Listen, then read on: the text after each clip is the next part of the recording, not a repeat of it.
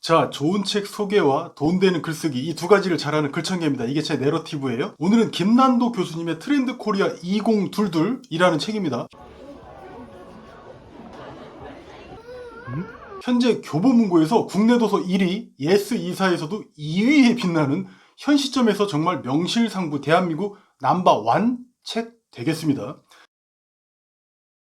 저도 작가 입장에서 국내 도서 순위 100위 안에만 들어도 장난 아닌데 정말 대단하죠? 지금 시기가 딱 현재의 삶을 통찰하고 미래가 궁금한 딱 그런 때죠. 즉 지금 삶은 어려운데 정답은 없고 엎친 데 덮친 격으로 미래도 불투명하다 뭐 이겁니다. 저는 이 책을 밀리의 서재에서 다 읽었습니다.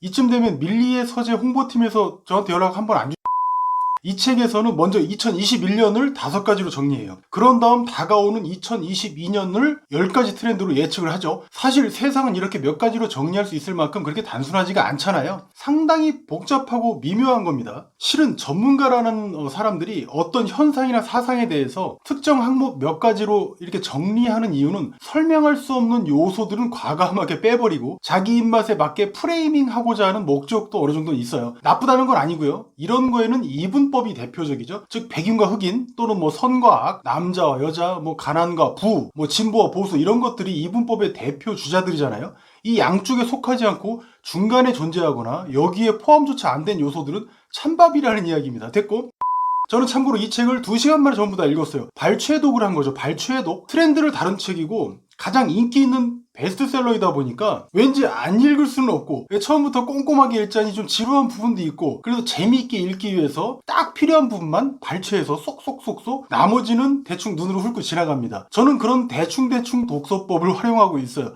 그럼 독서가 지루하지 않고 하루에 한 3권도 읽을 수 있게 돼요. 안 읽는 것보다 낫지 않습니까? 말 나온 김에 스릴러 영화나 소설책처럼 처음부터 빼놓지 않고 정독해야 그 전체 맥락을 알 수 있는 것들도 있지만 실상 주요 사상만 알면 덮어버려도 되는 그런 책들도 있어요. 대표적인 게 그 150년 하버드 비즈니스 글쓰기라는 책인데 이 책에서는 오레오라는 글쓰기 개념만 알면 됩니다. 이 책은 총 304페이지 정도 되는 책인데 처음 1, 20페이지 정도만 읽어도 된다는 말이에요. 그 나머지 덮어도 돼요. 그렇다고 이 책이 나쁘다는 거 아니에요. 아주 훌륭한 책이지만 다 읽지 않아도 되는 책도 있고 그런 독서법도 있다는 겁니다. 시간도 없는데 전체를 억지로 읽다가 체력이 방전되는 일은 없어야겠죠. 책 중에 나쁜 책은 없고 자기 용도에 맞게 읽으면 그게 베스트예요. 잔소리 많이 해서 죄송합니다. 급하니까 본론만 말씀드리고 끝내겠습니다. 먼저 이 책 트렌드 코리아 2022에서 2021년을 정리한 내용이에요. 대한민국이 코로나로 힘들었지만 점차 기지개를 켜고 있다는 점, 즉 일상 회복과 더불어서 경제, 사회, 환경 전반에 걸쳐서 다소 어두웠던 분위기가 이제 반전되고 있다는 점, 그리고 핵심 키워드로 명품, 뭐 공정성, 재택 업무, 콘솔 게임, 넷플릭스 이런 뭐 OTT 서비스 사용자의 증가를 들고 있고요. 사람들이 코로나 때문에 집에 있는 시간이 길어졌다는 거고, 즉 집에서 업무도 보면서 게임도 하게 되면서 넷플릭스도 더 많이 봤다 이런 겁니다. 그리고 인터넷도 더 많이 해서 그런가 공정성이라는 개념에도 민감해지고 있어요. 뭐 이런 거야. 뭐 쟤는 3개 줬는데 왜 난 1개만 줘? 그러면서도 반대의 것들도 생겨나고 있는데 뭐냐면 개인들은 점차 자신에게 벌어지는 모든 일들이 어떤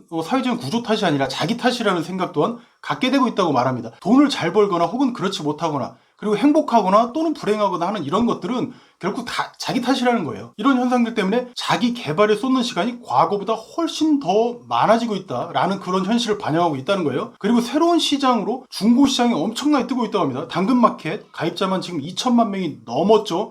여기서 거래되는 금액만 약 20조 원이 넘는다고 합니다. 이런 플랫폼에서 거래되는 물품은 우리가 알던 그 중고가 아니에요. 이제는 N차 신상이라고 불리고 있어요. 즉 이 중고품을 기다리던 사람한테는 이 물건이 남의 쓰던 중고가 아니라 신상이라는 겁니다. 이제 소비자들은 중고 제품에도 열광하고 있다는 점이고 이런 점을 기업들이나 마케터들은 놓치면 안 되겠죠. 저도 이쪽 비즈니스에 관련해서 상당히 관심이 많습니다. 이 밖에도 2021년 10대 트렌드 상품을 조사해보니까 뭐 백신, 중고거래 플랫폼 방금 말씀드렸죠. 그리고 전기차, 공모주 청약, 뭐 이런 돈 버는 거 이런 거 있죠. 이런 것들이 순위를 차지하고 있었습니다. 자, 그럼 이제 2022년도 트렌드로 바로 넘어갈게요. 다만 애독자분들이 계시기 때문에 제가 이 내용들을 전부 스포할 수는 없고요. 제가 정말 재미있게 본 내용 2가지만 짧게 소개하고 마치겠습니다. 여러분들의 시간이야말로 그 어떤 트렌드보다 중요하니까요. 멋있다. 자, 됐고 그 2가지는 득템력과 내러티브 자본이라는 겁니다. 단어는 어려운데 하나도 어렵지 않아요. 제 개인적으로 개인이든 기업이든 비즈니스가 지금보다 100배, 1000배 더 성장하도록 돕는 챕터들이었어요. 되게 어마무시한 챕터들이었어요. 어떤 판을 읽는 능력을 키워주고 무엇보다 돈 버는 인사이트가 넘치는 내용들이라는 판단이 들었습니다. 저는 개인적으로. 물론 또 각 챕터들끼리 연관성이 있으니까 필요하신 분들은 이 책 전체를 시간 내서 충분히 읽어보시는 것도 추천드려요. 먼저 득템력입니다. 사람들은 단순히 어떤 비싼 브랜드를 사는 걸 원하는 게 아니라 갖기 어려운 어떤 아이템을 소유하는 데서 오는 남들과는 분명히 차별화되는 신분적 지위를 얻고 싶어 한다고 이 책은 표현을 해요. 아무 때나 살 수 있는 것들은 가치가 없는 거야. 그런 점이고요. 반면에 남들은 가지기 힘든 것들, 즉 희소한 것들을 가질 수 있는 득템력이 상당히 중요해졌다는 겁니다. 이 득템력에는 세 가지 전략이 있어요. 이 점을 비즈니스에서 잘 활용할 수 있겠죠. 먼저 인내심입니다. 줄 서는 거야. 잘 아시다시피 샤넬과 롤렉스가 줄 서서 사는 대표적인 아이템들이죠. 줄 서서 기다리면 언젠가는 살 수도 있고요. 이런 행동을 하는 또 다른 이유는 돈이 되기 때문인데 사서 되팔기만 해도 몇십만 원에서 몇백만 원까지 수입이 생기기도 하잖아요. 이렇게 줄 서는 알바를 제공하는 업체까지도 많이 생겨나고 인내심이 비즈니스가 된 거야. 자, 다음 두 번째는 운, 럭키입니다. 운이 있어야 득템할 수 있다는 건데 최근에 삼성에서 갤럭시 폴드 3와 플립 3 여기에 톰 브라운 에디션을 정해진 인원에게만 판매한 이벤트가 있었어요. 문제는 돈이 있다고 이걸 무조건 살 수 있었다는 게 아니라는 겁니다. 추첨을 통해서 당첨된 사람만 살 수 있었어요. 돈 줘도 못 산다는 거고 이런 방식을 래플이라고 하는데 당시 톰 브라운 에디션 가격이 무려 396만 원이었는데도 온라인 응모 예약자만 46만 명이 몰렸다고 합니다. 대단하죠? 이 래플에 당첨되기만 하면 소위 되팔기만 해도 100만원, 200만원을 그냥 버는 소위 로또폰이라고 불리기도 했어요. 물론 이 제품을 소유한 것만으로도 남들과는 다른 차별화를 만들게 되는 거고요. 자, 마지막 세 번째, 진정성인데 브랜드가 소비자한테 사달라고 비는 게 아니라 도리어 소비자한테 너네 정말 우리 제품 사고 싶어? 그럼 너가 정말 우리 브랜드를 사랑하는지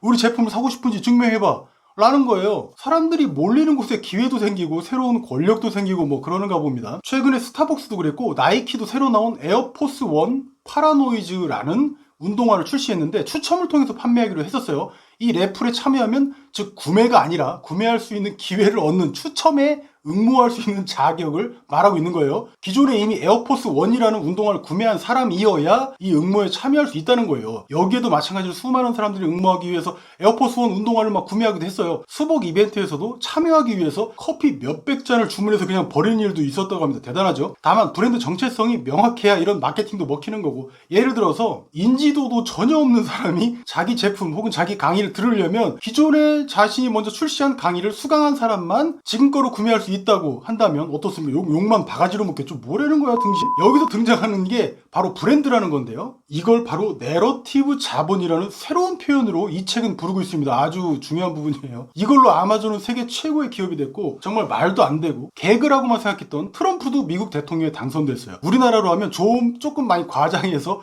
허경영 씨가 대통령에 당선됐다면 뭐 그런 느낌이에요. 트럼프 하면 이게 떠오르죠. Make America Great Again. 즉 뭡니까? 어려운 표현인데 직역하자면 미국을 다시 위대하게. 트럼프는 사생활에서는 엄청나게 욕을 먹고 공격을 당했어요. 그런데도 그런 위기 속에서도 이 내러티브 하나만 가지고 아주 일관되게 밀어붙였고 결국에는 엄청난 추종자와 팬들이 생겨났지 않습니까? 트럼프는 이 내러티브 하나로 대통령에 당선된 거예요. 이 사람은 모호하지 않았고 확실한 정체성이 있었다는 겁니다. 또 다른 예로 생수시장에서 에비앙이 있죠. 이 에비앙은 탄생 신화도 있네. 프랑스 만년설이 녹은 물이 무려 15년간 빙하 퇴적증에서 여과된 물이라는 거고 이 내러티브로 생수시장 특히 광천수시장에서는 독보적인 위치를 차지하고 있습니다. 지금까지도 뭔가 스토리가 있고 이 스토리에 맞는 일관된 행동이 지금보다 수백 배, 수천 배의 성과를 가져오는 아주 놀라운 힘이 된다는 겁니다. 모호하면 안 된다는 거고. 자, 정리하면 브랜드 내러티브를 확고하게 설정하고 이걸 일관된 실행 전략으로 밀어붙이라는 겁니다.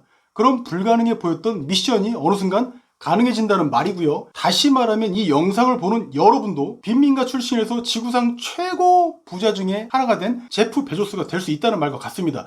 이렇게 나만의 정체성이 형성되면 자발적으로 추종자와 팬들이 생겨나서 브랜드 정체성이 형성된다는 거예요. 자신의 팬, 그러니까 내 팬 1000명만 있어도 어떤 비즈니스 성공한다는 말이 있죠. 서너 달 남은 대한민국 대통령 선거도 어떤 후보가 이런 내러티브 전략을 잘 발휘하느냐에 당선 여부가 달려있다고 말할 수도 있겠습니다. 즉 그 후보가 가진 장단점이 당선 여부를 지배하는 게 아니라는 겁니다.